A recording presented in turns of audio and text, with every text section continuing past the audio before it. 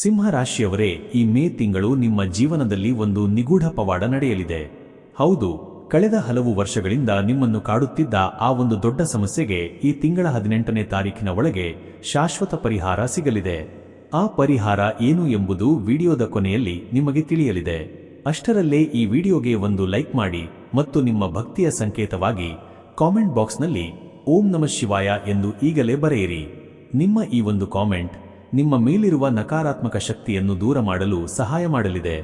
ಈ ತಿಂಗಳು ಕಾಡಿನ ರಾಜನಾದ ಸಿಂಹದಂತೆ ನಿಮ್ಮ ಗಾಂಭೀರ್ಯಕ್ಕೆ ಹೊಸ ಕಳೆ ಬರಲಿದೆ. ರಾಜಕೀಯ ಅಥವಾ ಉದ್ಯೋಗ ಕ್ಷೇತ್ರದಲ್ಲಿ ನಿಮಗೆ ಅನಿರೀಕ್ಷಿತವಾಗಿ ದೊಡ್ಡ ಜವಾಬ್ದಾರಿ ಸಿಗುವ ಯೋಗವಿದೆ.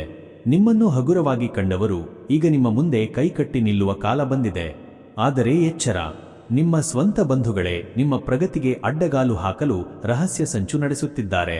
ಆ ವ್ಯಕ್ತಿ ಯಾರು ಎಂಬುದನ್ನು ನೀವು ಸರಿಯಾಗಿ ಗುರುತಿಸದಿದ್ದರೆ ನಿಮ್ಮ ಕೈಗೆ ಬಂದ ತುತ್ತು ಬಾಯಿಗೆ ಬಾರದಂತೆ ಹೋಗಬಹುದು. ನಿಮ್ಮ ಮನೆಯಲ್ಲಿ ಸುಖ ಶಾಂತಿ ನೆಲೆಸಲು ಮತ್ತು ನಿಮ್ಮ ಆರ್ಥಿಕ ಪರಿಸ್ಥಿತಿ ಮರುಭೂಮಿಯಲ್ಲಿ ಒಸರುವ ನೀರಿನಂತೆ ವೃದ್ಧಿಯಾಗಲು ದೈವಬಲದ ಆಶೀರ್ವಾದ ಈಗ ಬೇಕೇ ಬೇಕು.